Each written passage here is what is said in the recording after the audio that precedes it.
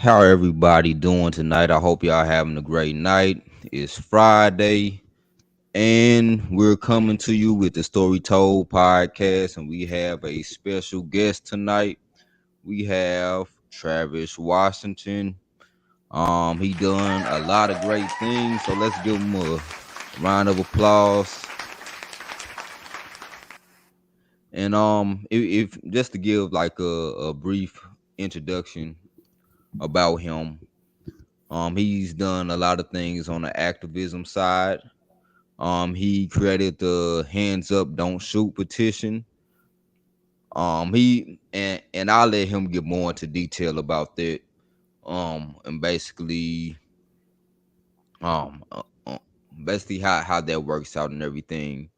And he's also doing a lot of great work on the environmental side as far as activism. So, we can go ahead and get started. So the first thing is, what motivated you to get into activism? Like, what was your main motivation? Man, okay. I don't want to give you a 5 minute story, so I'm gonna try. I'm gonna just talk with the college part.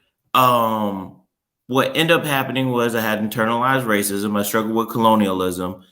I thought the only way to be a man was to be a police officer or in the military, right? I was getting badges. I got promoted. I led things in the military, like I was a point man, where I led a march for 8 miles with a military rucksack on. Then I took Africana Studies, a class that, once again, when you suffer from internalized racism and colonialism, you don't want to study that class. But I did, and it started 2014 Ferguson when Father Brown came in. He said the riots in Ferguson are justified, and I never had a teacher say that before. And through my paths of growing, I did my Illinois House of Representatives internships. As my mind was growing, I was like, okay, this is good, this is great. But what really pushed me to create the Hands Up Act was right after Terrence Crutcher, who had his hands on the car windows, was shot unarmed, broad daylight, helicopter, and the cop that shot him got off. And I remember crying, and Dr. Lockett said, enough crying, start reading. And he opened up the Africana Studies library. And then I talked to Father Brown and told him, like, hey, I teared up in front of him. And he said, keep reading. And at that moment, I was like, you know what? Let me just email all these senators about my Hands Up Act. I emailed them not once, but twice. And I was like, why not start a petition? A friend of mine said, start a petition, Yasmin Adams. And I created it, and I garnered over 2.7 million signatures. It's a law where if a police officer shoots somebody unarmed, it's a mandatory prison sentence. Margaret Brown's mother signed a petition. Antoine Rose's mother signed a petition. Breonna Taylor's mother signed a petition. Jacob Blake's father and Marcella Stennett's sister all signed a petition. And I got the support from Andres Godora's uncle. He was shot. He was an 18-year-old shot unarmed in California. So I started it. That's where the activism started to grow when I ended the colonialistic mindset. And I was like, who's going to do something? And I was like, might as well step up. Right, yeah, and I can most definitely understand that. And shout out to Father Brown. I took Africana Studies with him as well. If you went to SIU, then you know who Father Brown is. So shout out to him. He definitely made a impact on me as well. Now, I know you were saying that you went to the military. What branch of the military did you go to? So it was a college Army ROTC program. I did it for Okay. 2 years. I had a perfect attendance. One time I shot a gun. I had got like 5 out of 6 on my first try, handgun with my left hand. Then I got injured. And I saw this documentary, which is to this day my second favorite movie. I have a top 5 favorite movie list. But I saw in Michael Moore is probably my first and second favorite director. I remember I got a calf injury. I saw Fahrenheit 9/11, and the movie showed the invasion of Iraq, and I saw all those children crying, and I was like, oh, wait, bombs kill people. And it's like, oh, wait, there's no WMDs. Oh, wait, over 1 million Iraqis were murdered. And then that's when like I lost all motivation to do ROTC. Like I went from having a 14-minute 2 mile to all the way to 18 minutes. I couldn't do it anymore because I see when you pull the trigger what it looks like on the other side. And that's why I became anti-war. And that's when I think that move, taking the Africana studies, watching that documentary, have a little bit of consciousness. It wasn't what it is now, but a little bit. When you have consciousness, you begin to realize, what am I doing and who am I serving? Am I really serving the people, or am I serving a few individuals? Right. Yeah. And I can most definitely understand that, we're taught up, to go by this set rule. We go to college, or go to the military and join. We're fighting for our country and things like that. But we don't really see the other side of it. Yes. So about like now, as far as like the petition wise, Mm-hmm. about what year was that? Because I know there was, during that time, you had the Mike Brown, you had the Baltimore thing going on the year right after that. That was a time to where racial tensions were very high. So about what year did you come out with that petition? 2018. I remember 2018. exactly. It was the day before I emailed all the senators. Right then, December 23rd or 22nd. It was somewhere between that week, Christmas week. I remember I told somebody I had the craziest spiritual experience anybody could ever have. Like it was like an out of body experience. And I was like, heard Dr. King's voice, like heard the voice of Jesus, still to fight on. And it was just a crazy experience where it was an out of body experience that if I told you about it, you would have to experience it to believe it. And that's when I just published it, because I was like, I felt all the people who were brutally murdered or unjustifiably murdered that did not get any justice, the parents who suffered, the uncles and aunts, and I published it. And then it was, that's just what happened. I was on the train, prayed a little bit, and then it was a crazy experience. Oh wow. Yeah. Now, so when would you say that this petition started to get like some type of traction? I know you said you sent it to the senators twice and everything. Yes. I would say when I reached 400,000 and the mother of Michael Brown invited me, I was like, okay. And then when I reached 2.7 million, that's when I was like getting invited out to Chicago to speak. That's when I was on newspaper multiple times. And then the thing for me was to continue to get documented, because the longer that is documented, the more people see consistency. So I was like, NPR, I was on the radio one time. If you're on the radio for NPR, that's a big deal. I've been politically conscious, like not where I'm at, but I love the news. I've been watching news since like third grade with my granny. I never to make it on NPR on something at this scale lets me know that there's an interest. But I would say once I reached 2 million, I was like, yeah, I'm not going anywhere. Right. And I can imagine that, with the petition taking off traction and you're starting to speak on all these big platforms, like, were you in some type of way overwhelmed from this? Actually, never. I never was. Impatient, yes, but never overwhelmed. Never. God. To be completely honest, I was never overwhelmed because Zora Hurston said it best. If they'll kill, when their oppressor kills you, they'll kill you and say you liked it.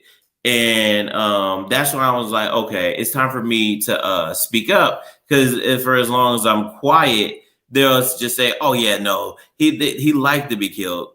It never offended him. He was okay with what happened. So that's why I was never overwhelmed. I was always like in the moment, okay, never feeling down or out about anything. It was just like, let's keep it going. Right, yeah, and that's a good attitude to have. You know, some people, everybody have different emotions. Some people probably might feel overwhelmed, but at the Mm-hmm. same time excited. But you know, you got to speak on some pretty big platforms, Yeah. including the TED Talk as well. So, how would you describe that experience? Oh no, this is funny. You're actually gonna laugh at this one. So the TED Talk, I was listening to I have a whole like 15, 13 songs I listen to before I go on stage or do anything. And the funniest thing in the world is like, so I was last for TED Talk. There was 10 people, right? there was literally 10 people, 9 people that went before me. I was never really nervous about public speaking. Public speaking is what I do. Like everybody has a gift, right? Public speaking, Right. that's as easy as pie for me. Like I was like, oh yeah, like this is easy. This ain't nothing. I can talk about a subject for 40 minutes, any topic, if you give me the chance. So the funny story, what ended up happening, I was going last, and they said right before I got on stage, they're like, hey, the clicker doesn't work. Cause I was like, what? Okay. Yes. I was like, what do you mean? They're like, yeah, the clicker doesn't work. And they're like, yeah, the clicker doesn't work. Can you do your presentation without a clicker? You know what me and my brother used to do with Xbox 360s? We used to switch the batteries. So like, you know, the same 2 batteries you flip on each side. So I was like, I was like, give me this. I switched the batteries, like, you know how one's one side. I switched it, smacked it. I was like, let's do this. Like, And it started working after that. yeah, it did. It did. I was like, don't tell Oh me wow, that that's before I'm about to do. I'm not saying which platform is the biggest, but TED Talk is a pretty big platform. And you're going to tell me right before on stage, hey, this clicker doesn't work. I was like, no. You know?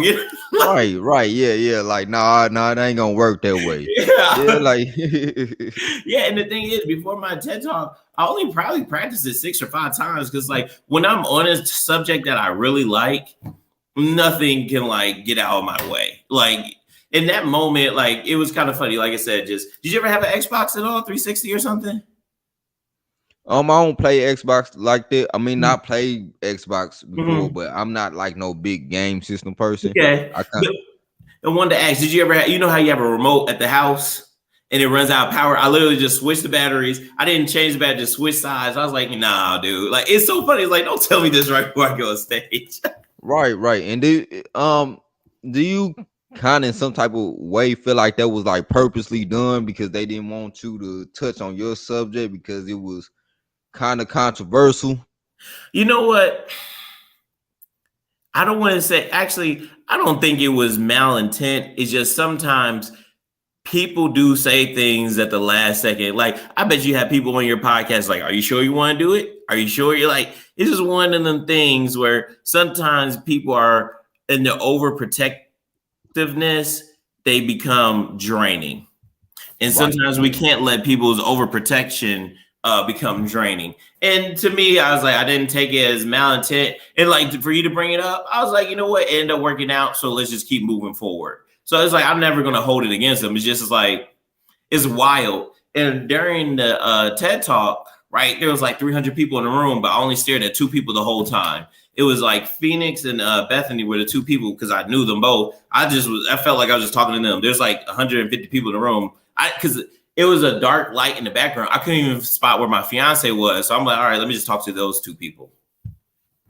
Right. Yeah, I blocked Yeah. everybody else out.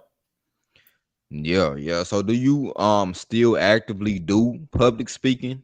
The last one I did, well, the craziest one I did was in Chicago because it was like, you know how Chicago is. I don't want to like, it was probably around like 20,000 people that showed up to that protest.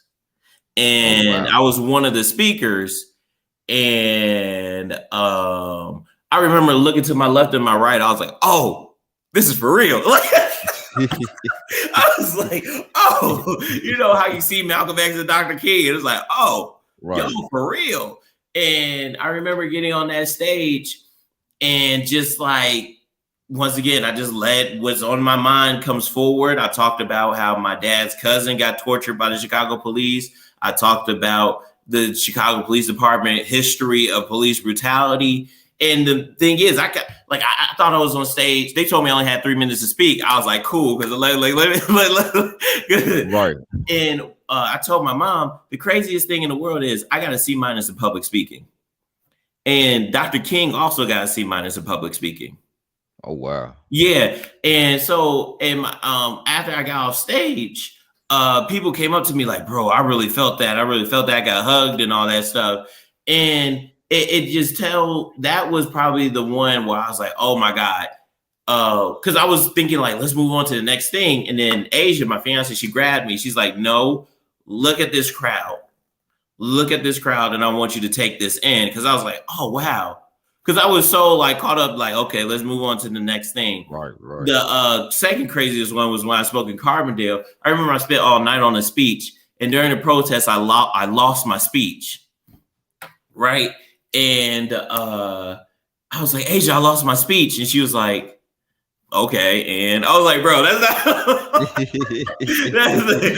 Like that ain't making it any better. Yeah, exactly. And the funniest thing is that speech is also on my Instagram. Was another one where 3 people I had 2 people actually email me. Like one of my coworkers, like, dude, that your speech gave me chills. I was like, oh, all right. Like I need to freestyle some more. Yeah. But yeah, I'm still doing it. And whenever the opportunity presents itself, I'll do it or do whatever. Right. So and I watched a TED talk and everything, and you really, started to break down like the statistics of how police brutality affects Black people. Now, do Mm-hmm. you remember any of that off the top of your head, so you can kind of like give the audience an idea of like how it really goes deep into affecting us? Yeah. Okay. So one of the things is sometimes the information I do display is hard to believe because once you take it in, it's you have 2 choices. You can pretend like it doesn't exist, hear it, or do something about it. And the biggest one was how stress affects pregnancy in Black women. So seeing something traumatic while pregnant can help cause birth defects, and that's not fair. That's not safe. Another one I remembered was I named all the people. Like for example, Daniel Shaver. I emailed his wife and how a cop shot her husband unarmed, and he was white. The police officer was white. The guy he shot unarmed was white, and that officer gets a pension now, $30,000 a year. He was 28 years old when he did that. They said by the time he would turn 64, he would have made $1 million off of taxpayer money, and he can get another police job. That's Oh another thing I wow. remember. Yeah, that's why I'm like, that's why I say this Hands Up Act is universal. This is supposed to help Indigenous, Latinos, Black people, like and white. Like this is a systematic problem. And when you look at that situation, it's like those are 3 things I definitely remember off the top of my head with the TED Talk. Right, yeah, and it most definitely does. Police brutality as a whole does affect more than just us. When other people just look at us and think like, oh well, that's just them. It ain't gonna come to us. No, no. It's going to spread to. It's going to spread to everywhere. And as you can see, a lot of the cases to where these police officers over the years they were able to kill unarmed Black people with impunity, and then later on get a job and get rehired or just get paid leave. It not only affects us, but it affects everybody because it's an abuse of power. And it's Yes. like we're paying our tax money to be abused by the people who's supposed to be protecting us. Yes. And another thing is a great example of systematic policing. So I read Ida B. Wells' Southern Horror Stories. I read a lot of books. A man sexually assaulted a 10-year-old girl. The man who sexually assaulted the 10-year-old girl was white. The girl was black. After that white guy served 6 months in jail, he got hired to the Memphis Police Department, right? This was 1902. Fast forward to 2019, it was two white police officers who put a 17-year-old white girl in the back of a car and forced her to give oral. And my thing is, that's 100 years. So whatever happens to Latinos, indigenous, and black people will happen to white people. And then when it happens, who's going to have your back? So it all starts somewhere with each other holding each other or somebody else accountable. I don't care if you're Latino. I don't care if you're indigenous. I don't care if you're black. If you've been brutalized, I have to have your back because I know it's going to eventually trickle down to me. And not only does it, let's say it never trickle down to me, it's wrong. And that's why I think a lot of people need to realize it's wrong. I'm not saying we have to be best friends. I'm not saying we have to be lovers. I'm not even saying we have to be neighbors, but we have to respect each other's human rights. Right. Yeah. I can most definitely agree with that. I can most definitely agree with that. So now, so after all that has happened, right? Mm-hmm. So, you done the speaking events. You started the petition. You had all these politicians. Did you have politicians supporting it as well? Yes and no. Mostly no. I do have one. I don't want to say his name yet because let's see where it goes from here. I contact multiple.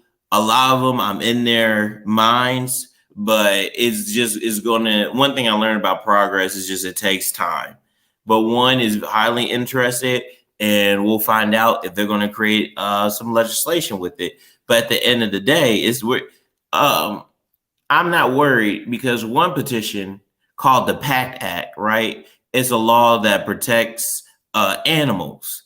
That got 800,000 signatures, went to the U.S. Senate, and they passed it unanimously, 98-0. So 800,000 signatures to protect animals. I met 2.7 million signatures to stop police brutality in one form. So that's why I'm like, I know I'm here. I know they see me. It's just a matter of time. And one, like I had multiple legislators contacted me, but we're waiting on the next step of the legislation.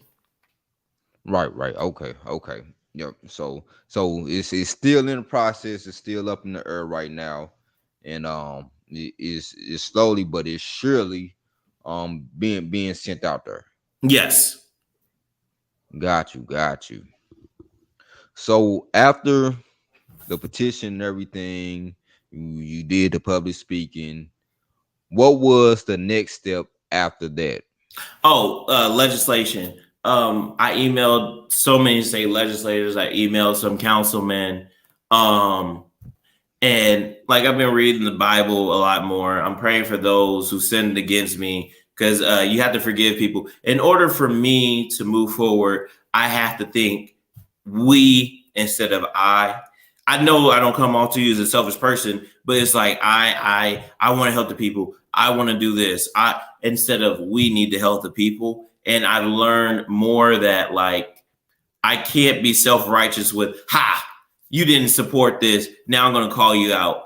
And when I let that part go and forgive and understand that these things take time, I felt like there's been a burden lifted off of me. Because I know there are people like you who know that things are slow, but they know that I'm not giving up. Because my fear is that people think I'm not going full throttle. I don't want anybody ever to think I'm not going as hard as I can. But yeah, the next step is just legislation, and that's why I'm like, I have a state rep that's looking into it, and we'll find out soon enough. And you'll be the first person to know. I will send you a screenshot of the Oh yeah, email. most definitely. I'm looking forward to it, man, because we most definitely need that pass. You know, Yeah. that was that was a good petition to have. You know, and like you said, you had Mike Brown mother come out and the other victims of police brutality come out and support that petition. So it's most definitely needed, and it's most definitely due. Yes. Now, I know you also do writing as well. You also wrote a article on the housing crisis in Chicago. Could you elaborate a little bit more on that? Yeah, so it's rumored that the Chicago Bears may be leaving Soldier Field, and I was like, oh, that looks like a plot of land that we can turn into public housing. Why not? And because, for example, I saw the Detroit Lions after they left the Pontiac Stadium, I believe. After they left the stadium, it was closed down for 5 years. Then they demolished it, and there's nothing there. It's just empty plot of land. And you see, in the average rent prices in Chicago is more than $1,800 a month. That's outrageous. So Yeah, it's I'm most thinking, definitely yeah. outrageous. You need like 3 jobs for that. Yeah, that's what I'm saying. That look, that's what we talk. I'll talk to you about that after the show. Like, look, I'm still hustling, but yeah, that's outrageous because it's overly expensive. And I was like, that's a decent amount of land. I'm not saying you have to give it to people in low economic status. I was like, why not give it to teachers? Why not give it to firefighters? Why not give it to UPS workers? So they're like, oh, people in affordable housing, they're going to commit crimes. Teachers are not going to commit crimes. UPS workers are not going to commit crimes. Amazon workers, trust me, in my part two, they only want to drink and sit down. Like, Right, right, like right, right, after a hard day of working, they just leave them alone. So that's right. go ahead. Oh well, I was about to say the thing is, people always think of when they think of low income. Yeah, They think of people that's committing crimes yeah. or not law abiding citizens. But the thing is, even the people with normal day to day jobs with actual careers, Mhm. the price of living is so high to where they can't even afford to live no more. Yeah. Oh, so funny story. So my grandma, she was a CPS teacher, Chicago public school teacher for like 30 years, right? She was able, after my grandfather passed away due to heart problems, she was off of a teacher salary. She was able to pay off her house and send 5 kids to college Oh wow. off of a teacher salary, right? And I remember sitting down with my grandma when she was going through my teaching lessons, forces me to read all these. She's like, you could be a teacher for 30 years, have a great pension. I was like, and I remember telling her in her face, because this is me watching the news, fourth and fifth grade. And this is 2004 or 5. I was like, Grandma, Chicago's more expensive than you think. I was Yeah, like, you just paid yeah, off your house, because she still had that 60s to 80s mindset. Like, right. I'm just saying, she's like, she's like, Chicago's a beautiful city. She's like, I was able to raise my kids in Chicago. I'm like, you can't do that now with a teacher's salary. Right. So that's why I'm pushing for, if the Bears now went from Bears leaving to if they leave, put teachers in there, put social workers in there, put UPS workers in there, put people in there, like hardworking people like you in there. I'm not saying it has to be minimum wage workers, if that would be nice, but I'm like, if the stereotype of all these minimum wage workers are going to be there, well, guess what? Then send teachers, send regular hardworking people like in my field that work in higher education. They're not committing crimes. Right, right. Exactly, exactly. Now, since we're talking about housing, this has been a real controversial issue lately.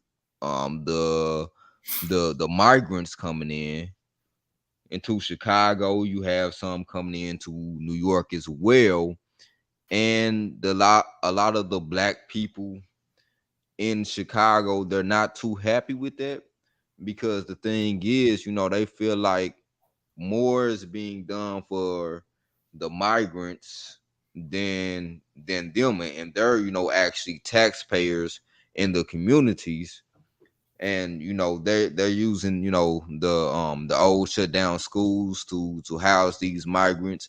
They're even housing them in some of these hotels, and they spending billions of dollars to incentivize for these migrants. Yeah. And me personally, I don't have no problem with immigration or Mm-hmm. anything. But the thing is, I'm for legal immigration, and especially like if it's going to hurt black people. But what are your thoughts on that? So I know what you're talking about. Look, I'm really into Chicago politics. Like I said, I've been watching that stuff. So the program to house them cost $60 million.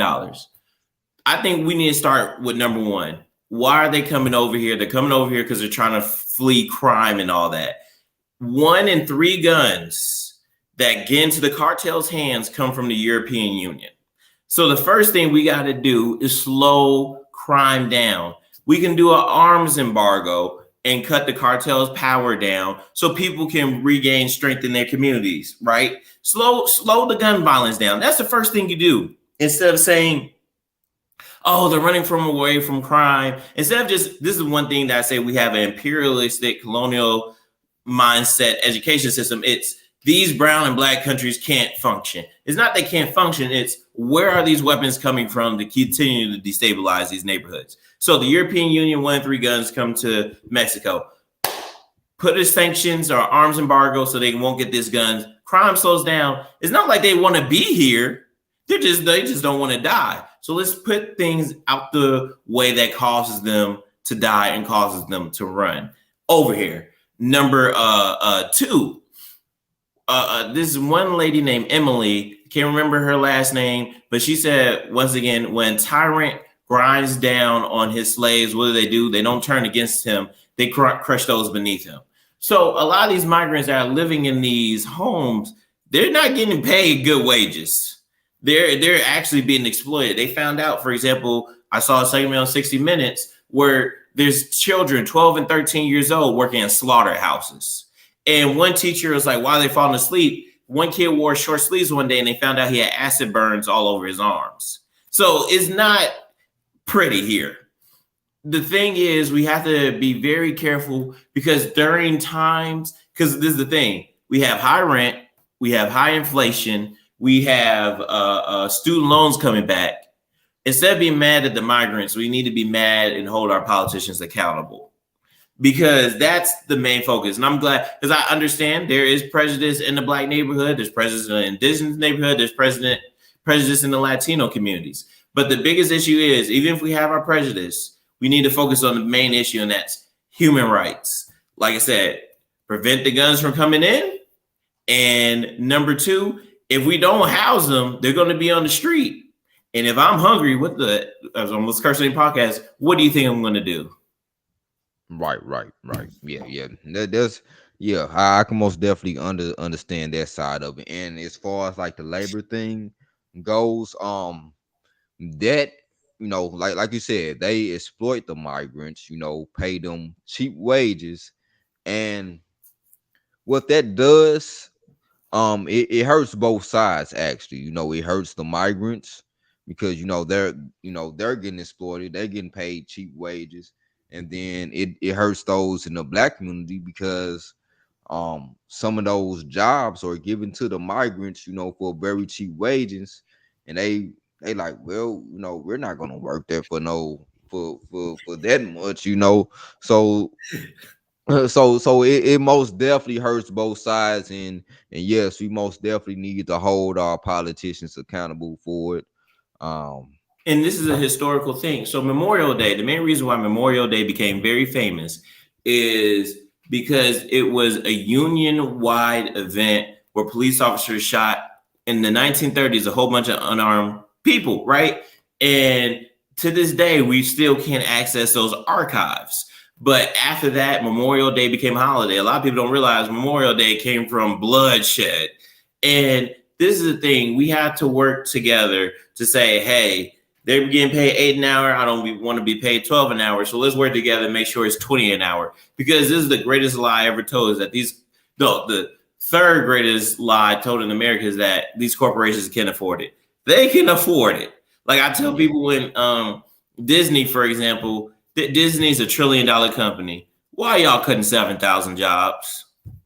Google, they're $1 trillion company. Why are you cutting 10,000 jobs? What does that really accomplish besides you fattening your pockets? So we all need to come together and say, hey, because once again, Starbucks, Starbucks try to stop unionization. They unionize, and a judge just ruled in favor of some other unions against Jeff Bezos in the Amazon case. So I think the biggest issue is that there's a lack of education during crisis for us to see the bigger picture.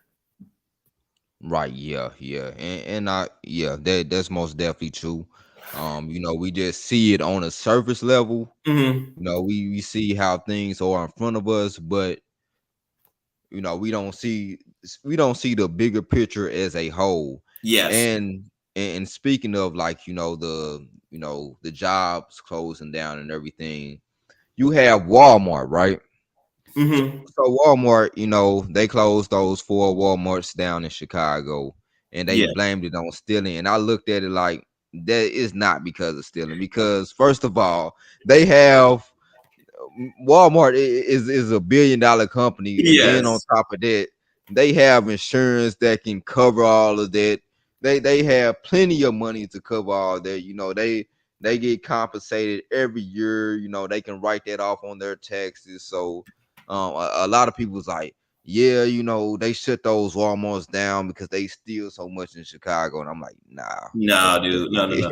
Dude, go back what you saying. Like, Disney's $1 trillion company. Why'd you fire those 7,000 people? Google. And so me and my granny watched the mayor races. We're really into that. And in Chicago, my granny, she's like, I did not want Vallis to lose because she said, the first thing my granny said, they're gonna blame that black man when all these things shut down. And that, because I'm like, I'm happy Johnson won, but she's like, that's all. She's like, I did not want all, because the people in the city of Chicago who, like you said, only know the surface level of what's going on are just going to blame him. When it's like, nah, Walmart, like you said, they make $25 billion a year. It's shutting down 4 Walmarts. This is all about increasing their profits, because when corporations like that make job cuts, their stocks go up, because they say that payroll money goes back into the stocks. So that's all that is. This is not, anybody that tells you stealing is either confused themselves or believing the hype or getting paid to produce this lie. Right. You gotta remember, a lot of people get paid to lie. I know the check is nice for everybody got their price. So Right, yeah. They get paid to push a certain narrative, but yeah, we know that's not it, because yeah, no, like like that. you said, they make too much money. Right, like Walmart, and then on top of that, they want to automate everything as well. So self checkout, they have that. They want to automate all the McDonald's and things like that. So that's another thing. They want to cut down more costs. To where they don't have to pay employees anymore, and they want to just start automating a lot of things. So that's another reason as Yeah. well. And my thing is, with automation, this is what these corporations and people in power don't understand. The more they continue to maximize profits, the more it's going to be dangerous for them. Because the thing is, for as long as somebody doesn't have anything, what makes you think they want you to have something? Like, Right. yeah, you're putting somebody against the wall. And a lot of these jobs, I say they're hiring, they really aren't hiring. Like, there's a lot of false advertisement. I remember, like, because I was looking for my second job, I applied to a whole bunch of places, and I'm like, what do you mean y'all not hiring? I was like, how the heck did I not get accepted to AMC? I'm a big movie fan. How the heck did I not get hired by AMC? Right. CVS, what you mean? Like, come on. Like, they're like, I was like, I have a master's degree and I can't work at CVS. Like, just say y'all not really hiring. Like, Right, come and that's the thing, man. I used to hate that too, because on. it was a period of time to where I was looking to for like a part-time job Yeah, like that, going to like different hardware stores and things like that. And people always be like, oh, well, they're hiring, they need people. You go fill out the application, you ain't get no response, or they acting funny with the application to where they don't want to hire you like that. And it's just like, I thought y'all needed people. yeah. And then no, so CBS News. I put the story out there. They said there's 10 million jobs out there that are open, but they said around like 1 million of them are fake. So I'm like, come on now. Now I know Oh the number wow. could be higher, but they said there's 10 million, but like a lot of them really, like they said more than 1 million really aren't hiring. And I was like, that's frustrating. And it could be higher than that. That's the ones they know of so far. Oh wow. Yeah, 10 Wow. million openings, and then like a million of them could be. So that's why I was like, it should not be this hard just to get. I'm not trying to disrespect. It shouldn't be this hard to apply to get a minimum wage job or a part time job. It should not be this hard because I'm not. I'm just looking for something like 12, 16 hours that could just like my main like cover this little car insurance I got, so I can put an extra $200 in my pocket. That's it. Right, right. And that's the thing, a lot of these jobs, they need to build a different system that Yes. caters more towards people who want to work part-time, because most people, they already had a full-time jobs, and then you do have your population that don't want to work, just be in and out of jobs, and then you have your population, that wants to work there full-time. But the thing is, they need to cater it more to where it can be more flexible for people. And I feel Mhm. like if they do that, it will be a lot better. Yes. Yeah, that's what I'm like. It's hard out here. Yeah, yeah. I never like if you told me back in sixth or seventh grade I'll be working two jobs, I'll laugh at you. I'm like, no. But when you're an adult, oh my God. Yeah, right, right. When you got a girl that wants fancy vacation and fancy things, like, and not only that, you gotta work too just to build the savings. It is what it is. Right, yeah, yeah. Cost of living is very high. Yeah. So not only, you're doing that, you're also on the environmental side of activism as well, so Yes.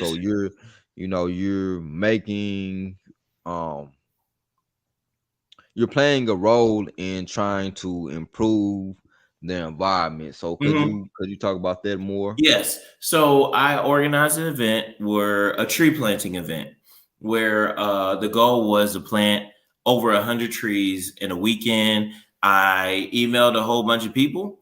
Around 60 people showed up, and we were able to plant all these trees. The main goal was I saw that in Somalia, they said 12 million Somalians are on the brink of starvation because of climate change. Most recently, you saw like 10,000 fish just went on shore because the water is lacking oxygen. And another one, so and I think either in Morocco or Tunisia, one of the North African countries, um, because of the warming water, blue crabs are coming over to where the northern part of North Africa is. And when these fishers try to sweep up and scoop up some shrimp, some other like maybe yeah, I think I know it's probably shrimp. It turns out the blue crabs are eating the shrimp within the nets. So there's other fish that are usually in a certain environment coming over and eating like a main food source.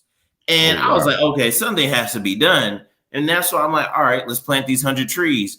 A lot of people are like, you know how a lot of people say, okay, let's fly less airplanes, let's cut down animal farm, let's cut down driving. I'm like, that's not going to happen.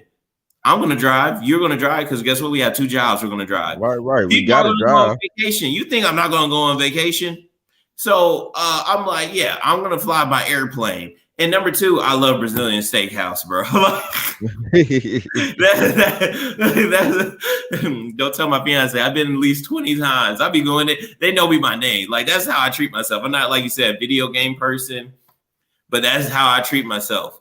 I'm not There going to you stop eating go. in steakhouses. So I'm like, why not just plant more trees? People say it's possible. People say it's good. Why not? And not only that, in Africa, they're trying. The goal is they're trying. You know how they have a Great Wall in China. So in Africa, right now, the continent of Africa, they're trying to plant trees called the Great Green Wall. They're trying to plant trees from Gambia all the way to Eritrea. I'm like, and they said that'll be over 100 million trees. Not only that, they're trying to plant lemon trees, apple trees. And you know how the stereotypical version of Africa being starved, bugs on their face. I was like, that could easily end that stereotype. And that'll be good for the planet, but the European Union will not sponsor it. So I'm like, if all these obstacles are in these people's way, I'm going to do something about it. And I'm going to do it again next year.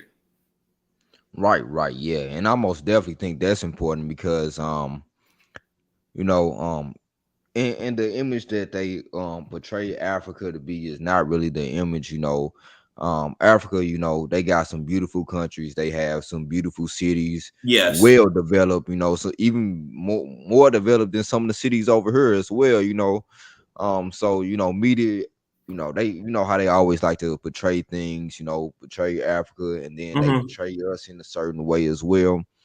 But yeah, that's very important, especially what's been going on lately with the environment.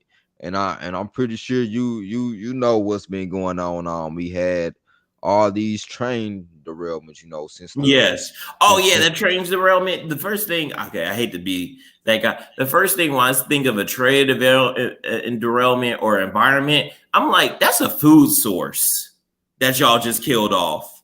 right, And and when people go hungry, that is never good because people become aggressive when they're hungry. So I'm like, and that's just only because now when there's less food, you can just jack up the price to prevent people from buying it in bulk. And I remember that derailment in Ohio, all the fish died in the river. I was like, that's another animal's food right there that kills another animal that kills another animal. Like that's a never ending cycle of of catastrophes that are continuing. Or like example, I saw another 60-minute story. They said in 1960 there was around 500,000 lions or 500,000 lions. Now we're down to only like 30,000. I'm like, that is not a lot of lions. That's the right, population of Carbondale. yeah. That's not good at all, Yeah, I was like, you stop hunting them. Like it's to a point where it's like, take a break. Right. And then, not only that, we have our cattle ranches. It was a big cattle ranch that got burnt down. You had it to where we have all these wildfires. So it's just like a lot of bad things that's been happening with the environment. So that's why I most definitely think that it is important. Especially I feel like we need to get back to the point to where we have fruit trees everywhere. The thing is, they said that now we only have male trees, but they said in the past there were male and female trees. That way, they can continue to grow and fertilize each other, Yeah. and now we only have male trees. Yeah, I see. I'm not educated on that part. My whole idea was let's just plant these trees because I know it sucks up carbon Right. monoxide. Like, that's something I read in a scholastic school book in school. They're like, yeah, if you plant trees, it takes carbon monoxide out the sky. I was like, oh, cool, good enough for me. I didn't even know about that other. I didn't even know trees reproduce like that. You taught me something new. But yeah, that's my main thought was like, this is not good. And once again, I feel better about myself because like I did the best I could. I emailed state senators, I emailed news reporters, and I did my event. And not only that, people showed up because they feel the same way. It feels good to get something during a moment of crisis instead of pretending like it's not there. Right. And that's what a lot of people do with their willful ignorance. They pretend it's not there, and it only makes the situation worse. Right. Yeah. And that's the good thing, her, when it comes to certain these certain issues, you're definitely a go-getter about it, even if nobody else is doing it, you said, hey man, let me go ahead and organize this. Let me go ahead and get this started. Let me go ahead and start contacting people. So most definitely kudos to you. That's why I feel like, people should hear you talking and should hear your story. Yeah, totally. Yeah, because I want to live. Like,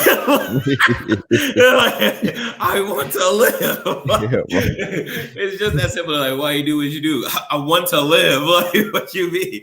My desire to live is too strong. You ever see the end of Toy Story 3? It's been a minute. Yeah, remember when Woody, everybody was trying to hold hands when they're in the dumpster chute going into the fire, and Woody kept on Uh-huh. digging. I'm like, Woody, I'm like, what you mean? I'm like, Hey, right. I yeah. ain't going out without a fight. Like, hey. They were holding hands like something will rescue us, and they were ready to die. I was like, I'm not ready to go. Right. What you mean? Right, like man, I ain't going without no fight. Yeah, I heard exactly. that. Oh my goodness. But one more thing before we go. I just want you to touch on this for a little bit. I know Mhm. you said you were and you talked about Africa briefly.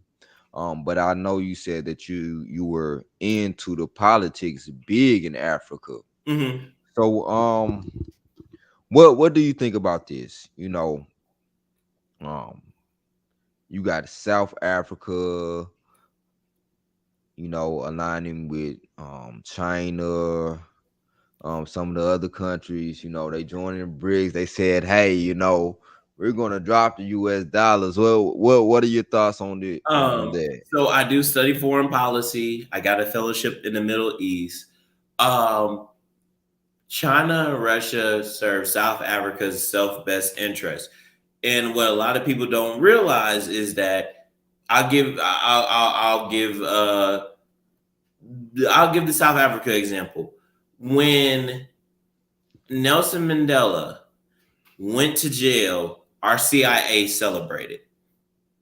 When Nelson Mandela got out of jail or was coming out of jail, or his political party ANC, Margaret Thatcher, the prime minister of the United Kingdom of Great Britain, Margaret Thatcher said they were a terrorist organization.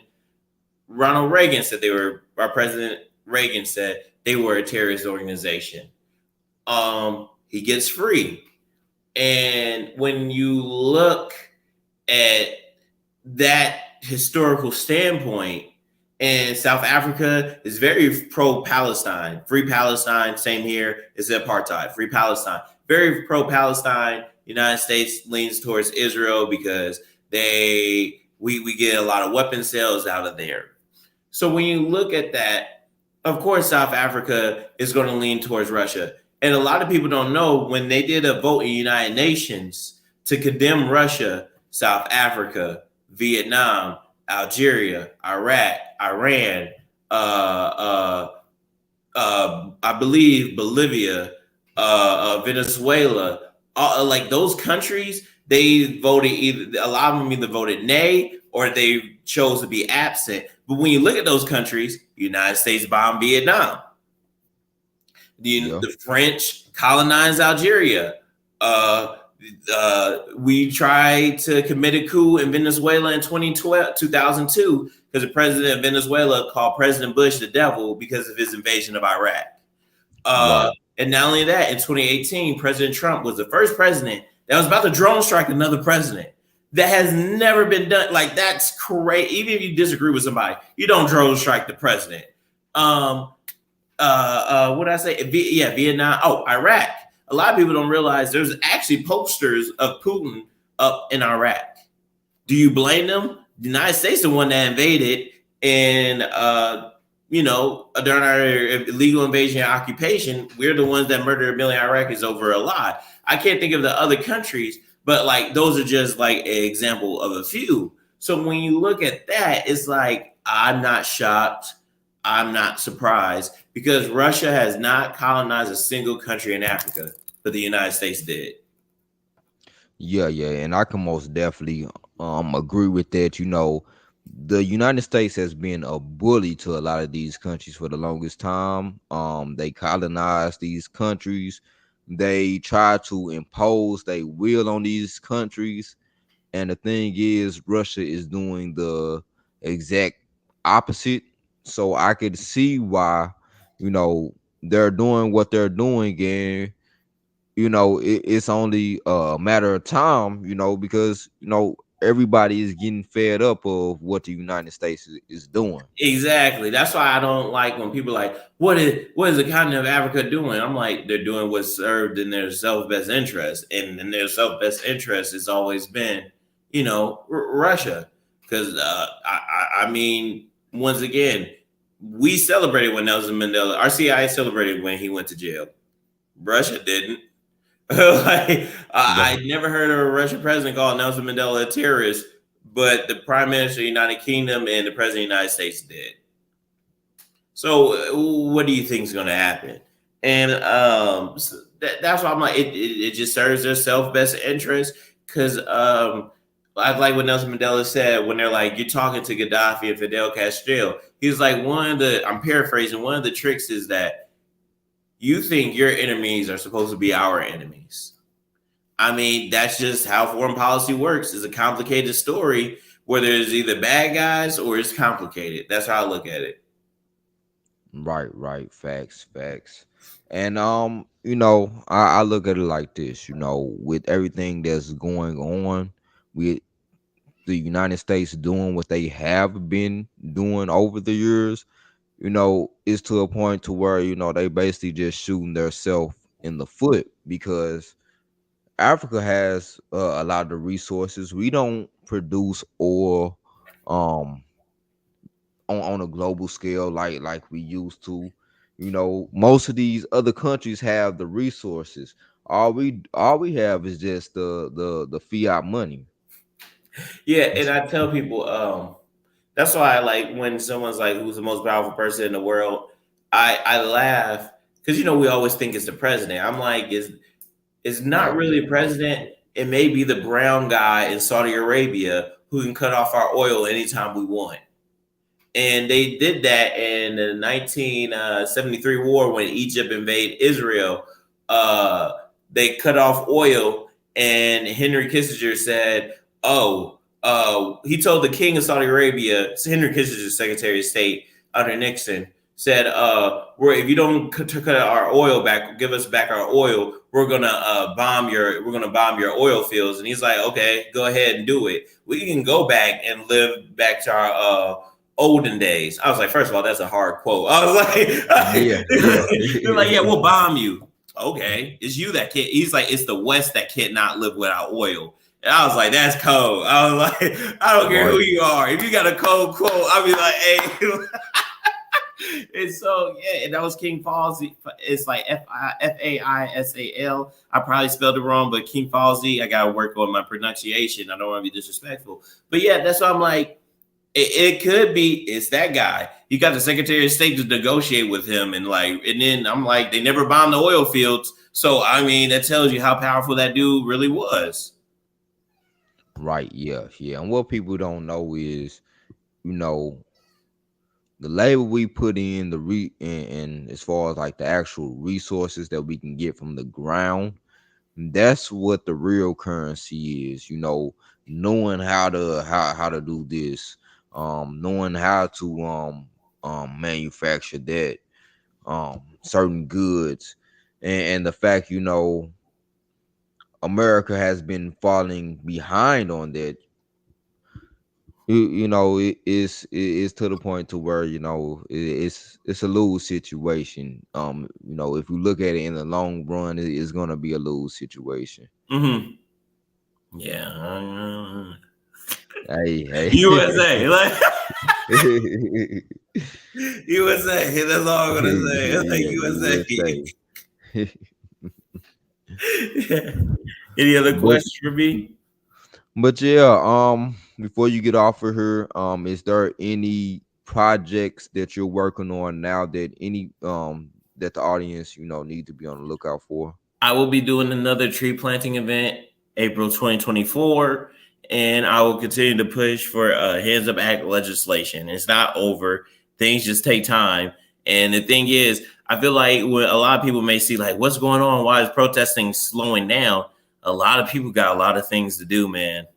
Like, you got a family to raise. I'm preparing to start a family in like 2 or 3 years, and I got to save my money. It's not that we're not in the issue. It's not that people don't care. It's just we will come together when the time is right. It's just we're going to have to make sure the time is right, or those that are excellent leaders can come forward to make sure this gets done. Right. Facts. Yeah. And where's like some of your social media, to where everybody can follow you at? Oh yeah, it's Travy 007, TRAVVY 007. Used to be a huge James Bond fan, so I was like, all right, and I Okay, prefer the okay, nickname yeah. Travy. I like that. It's like it sticks.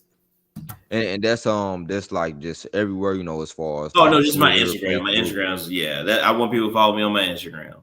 Instagram. Okay, okay. And if you have like anything you want me to share, like as far as like that I can put on the playback video in the description below to where people can find more information on certain things or certain Yes, topics, just let me know.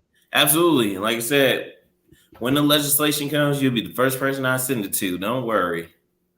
Oh yeah, yeah, that would most definitely be most appreciated, most appreciated. But man, thank you for coming up. Thank you for talking with us today, and you know, keep on doing the good work. Thank you. No problem, no problem. But to everybody else, man, y'all have a good night, and y'all have a great weekend, a great Father's Day, a great Juneteenth. Juneteenth is coming up, and y'all be safe out there. Peace.